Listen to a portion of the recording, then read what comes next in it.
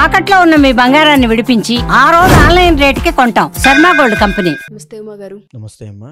మూలా నక్షత్రం వారికి అసలు ఏ విధంగా ఉండబోతుంది అంటారు? ప్రత్యేకించి నక్షత్రం వారు ఏ విషయాల్లో జాగ్రత్తలు వహించాలి? దాంతోపాటు 1-2 పాదాల వారిగా మనం చూసుకున్నా లేదా నక్షత్రంలో ఉన్న రాశుల వారికి మనం చూసుకున్నా నూతన సంవత్సరంలో ఏమైనా పర్టికులర్గా ఈ పనులు చేయకూడదు, ఈ పనులు మాత్రమే చేయాలన్నవి ఏమైనా రూల్స్ ఉన్నాయా?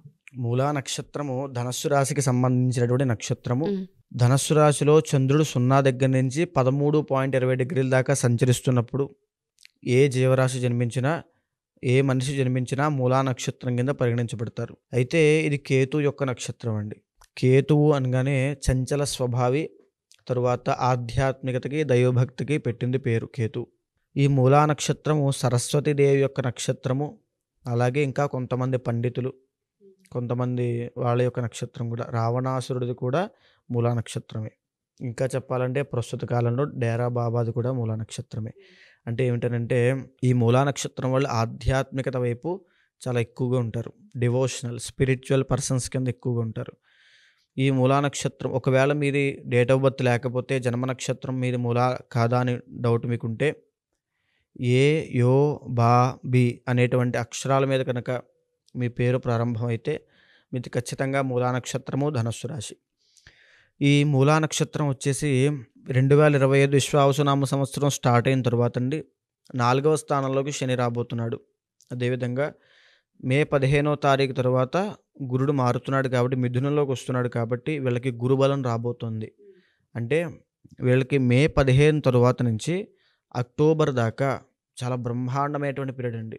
ఓకే. డబ్బు విపరీతంగా చూస్తారు. అదేవిధంగా వైవాహిక జీవితంలో సమస్యలు ఉన్న వాళ్ళకి అవన్నీ తొలగిపోతాయి. తరువాత బిజినెస్లో మంచి రాణింపు ఉంటుంది. మూలా నక్షత్రం వాళ్ళకి ఏదో ఒక బిజినెస్ పెడతారు అనుకోకుండా, చిన్నదైనా సరే దాంట్లో విపరీతమైన డబ్బులు సంపాదిస్తారు. అది కేవలం ఎప్పటిదాకా ఉంది అంటే మే 15 దగ్గర నుంచి అక్టోబర్ నెల దాకా మాత్రమే ఉంది మూలా నక్షత్రం వాళ్ళకి అవకాశం. ఈ మార్చి 30 దాకా పెద్ద ఫలితాలు ఏమీ లేవండి, కానీ లైట్గా ఆరోగ్య సమస్యలు అనేటువంటి ఇబ్బంది వీళ్ళకి ఉంటుంది. మూలా నక్షత్రం వాళ్ళకి మార్చి 30 దాకా ఆరోగ్య సమస్యల దోషం ఉంది. మార్చి 30 తర్వాత వీళ్ళకి అర్ధాష్టమ శని ప్రారంభం కాబోతుంది. సో ఏదైతే వృశ్చిక రాశి వాళ్ళకి వదిలేస్తుందో ఆ శని యొక్క ప్రభావము ఈ యొక్క ధనుస్సు రాశి వాళ్ళకి రాబోతుంది. ఈ మూలా నక్షత్రం వాళ్ళకి కూడా ఈ మూలా నక్షత్రం వాళ్ళకి ఆ యొక్క అర్ధాష్టమ శని దోషం ప్రారంభం అయిన తర్వాత పనులన్నీ చాలా జాప్యం అవుతూ ఉంటాయి. సో వీళ్ళు ఏం చేయాలంటే శని యొక్క అనుగ్రహం సంపాదించుకోవాలి. అంటే విష్ణుమూర్తి ఆరాధన, వెంకటేశ్వర స్వామి దర్శనం చేయడం కానీ, ఆంజనేయ స్వామికి ఎక్కువగా పూజ చేయడం కానీ, లేకపోతే శని భగవానుడికి ప్రతి శనివారము నువ్వుల దానం ఇవ్వడము, లేకపోతే ప్రతి శనివారము నల్ల నువ్వులు, ఉప్పు, మేకు, నల్లగుడ్డ, అదేవిధంగా నల్ల నువ్వుల నూనెతో అభిషేకం చేసి శని చుట్టూ ఏదైతే స్తోత్రం ఉంటుందో దాన్ని చదువుతూ 9 ప్రదక్షిణాలు చేసినట్లయితే శని యొక్క అనుగ్రహం కలుగుతుంది. లేకపోతే ఓపిక ఉన్నవాళ్ళు తప్పకుండా ఈ మూలా నక్షత్రం వాళ్ళు గురుబలం ఉంది కానీ శని అర్ధాశ్వన శని దోషం పట్టాడండి. సో ఆ శని దోషం పోతే కానీ పరిపూర్ణమైనటువంటి పనులు పూర్తవు, విజయం రాదు. కాబట్టి 19,000 సంఖ్య శనికి జపము జరిపించి తర్వాత తర్పణము, హోమము, నల్ల నువ్వుల దానము, తర్వాత శనికి అభిషేకము, శివుడికి రుద్రాభిషేకము ఇవి చేసినట్లయితే 2025లో మే 15 తర్వాత, ఇంకా చెప్పాలంటే మార్చి 30 తర్వాత పరిపూర్ణమైన విజయాన్ని మూలా నక్షత్రం వాళ్ళు చూస్తారు. ఓకే. డబ్బు విషయంలో లోటు ఉండదు, తర్వాత పేరు ప్రఖ్యాతల విషయంలో లోటు ఉండదు, వ్యాపారంలో, ఉద్యోగంలో, ప్రతి దాంట్లో, ఈవెన్ వివాహం విషయంలో కూడా వివాహం ఖచ్చితంగా అయిపోతుంది. ఇప్పటిదాకా వివాహం కాలేదు, అవ్వట్లేదు అనుకునే వాళ్ళకి కూడా ఈ మూలా నక్షత్రం వాళ్ళకైతే విశ్వావసునామ సంవత్సరంలో అక్టోబర్ దాకా ఖచ్చితంగా వివాహం అయిపోయేటువంటి ఘడియలు రాబోతున్నాయి.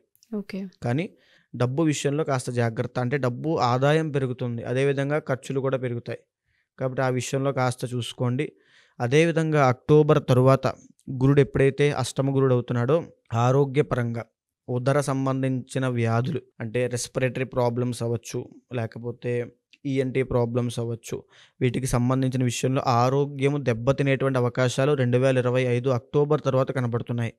కాబట్టి వీళ్ళు ఎవరైనా సరే ఈ వీడియో చూసేది కూడా మేము ఏ టైంలో సక్సెస్ అవుతాము, ఏ రంగంలో సక్సెస్ అవుతాము అనేటువంటి విషయం తెలుసుకోవడానికేనండి. కాబట్టి వీళ్ళకి సక్సెస్ అనేది మే 15 తర్వాత రాబోతుంది. కాబట్టి దానికి తగినట్టుగా ప్రణాళిక వేసుకుంటే చాలా తొందరగా సెటిల్ అవుతారు. ఈవెన్ ఇండివిజువల్ జాతకంలో కూడా బాగుండాలి.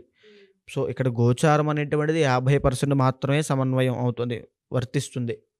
మిగిలిన 50% ఈ యొక్క ఇండివిజువల్ జాతకంలో ఉన్నటువంటి యోగాలు, వింశోత్తరి, అష్టోత్తరి అవన్నీ చూసిన తర్వాత నవాంశ, దశాంశ గమనించిన తర్వాత జాతకంలో కూడా గురుబలం బాగుండాలండి. ఓకే. గురుబలం లేని జాతకము నిష్ప్రయోజనము, అందులో ఏమి ఉండదు. అంటే పేరు గొప్ప ఊరు దిబ్బ అంటారు కదా, అలా గురుబలం లేకపోతే ఏమీ ఉండదు. సో జాతకంలో గురుబలం లేకపోతే చేసుకోవాల్సిన కొన్ని పరిహారములు ఉంటాయి, అవి ఆచరించి చేసుకున్నట్లయితే 2025లో గొప్ప ఫలితాలు అనేవి చూడబోతున్నారు. సో మీరు అన్నట్టుగానే ప్రతి నక్షత్రం వారికి కూడా గురుస్థానం అనేది బాగున్నప్పుడు మాత్రమే ఆర్థిక విషయాల్లో ఎస్పెషల్లీ కలిసి వచ్చే అంశాలు చాలా ఎక్కువగా ఉన్నాయని చెప్తూ ఉన్నారు. అర్ధాష్టమ శని ఉన్నప్పటికీ కూడా గురుబలం ఉండాలి అని చెప్తూ ఉన్నారు. ఎవరికైతే శని ప్రభావం ఉన్నా, అర్ధాష్టమ శని ఉన్నా, లేదంటే గురు ప్రభావం మాకు లేదు, ఫినాన్షియల్స్లో చాలా ఇబ్బందులు పడుతూ ఉన్నాం అనుకునే వాళ్ళందరూ కూడా పర్సనల్గా అపాయింట్మెంట్ కావాలి అనుకున్నా, లేదా పూజలు చేయించుకోవాలనుకున్నా ఏ విధంగా మిమ్మల్ని కన్సల్ట్ అవ్వాలి అంటారు? అండ్ అంతర్గత జాతకం ఏ విధంగా చూపించుకోవాలి అంటారు? తప్పకుండా అండి, కింద మీకు స్క్రోల్ అవుతున్న నెంబర్కి ఫోన్ చేస్తే మీ date of birth, time, place of birth 3 కావాలి తప్పకుండా. ఇవన్నీ ఉంటే మీ జీవితాన్ని ఎగ్జాక్ట్గా షూర్ షార్ట్గా ప్రిడిక్ట్ చేయొచ్చు. దాన్ని బట్టి మీరు ఏ నిర్ణయం తీసుకుంటే బాగుంటుంది, ఏ పరిహారం ఆచరిస్తే మీరు సక్సెస్ వస్తుంది అని చెప్పి ఏ దేవతారాధన చేస్తే బాగుంటుందో కూడా నిర్ణయించవచ్చు. కాబట్టి తప్పకుండా కన్సల్ట్ అవ్వండి. ఓకే. సో ఎవరైనా సరే మా ఈ వీడియోస్ కనుక చూస్తూ ఉంటే అంతర్గత జాతకం బట్టే మిగతాదంతా డిపెండ్ అయి ఉంటుంది. కాబట్టి ఈ నక్షత్రాల వాళ్ళు ఎవరైనా సరే ఒకసారి అంతర్గత జాతకం చూపించుకోవాలి అనుకున్నా, లేదా పూజలు చేయించుకోవాలి అనుకున్నా కింద స్క్రోల్ అవుతున్న కాంటాక్ట్ నెంబర్ని కాంటాక్ట్ చేయొచ్చు. థ్యాంక్ యూ అండి. Thank you so much. నమస్తే అమ్మా.